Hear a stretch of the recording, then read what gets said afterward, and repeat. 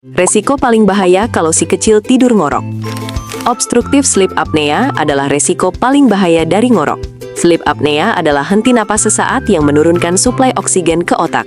Ini berpotensi merusak perkembangan kognitif, menyebabkan hiperaktivitas, gangguan konsentrasi, bahkan ngaruh ke penurunan prestasi belajar. Jadi, kalau si kecil tidurnya ngorok, harus segera diredakan dengan madu Gomandel. Gomandel adalah madu yang bisa membantu meredakan ngorok pada si kecil. Karena udah BPOM, Gomandel aman diminum setiap hari. Untuk pembelian madu Gomandel bisa langsung di sini.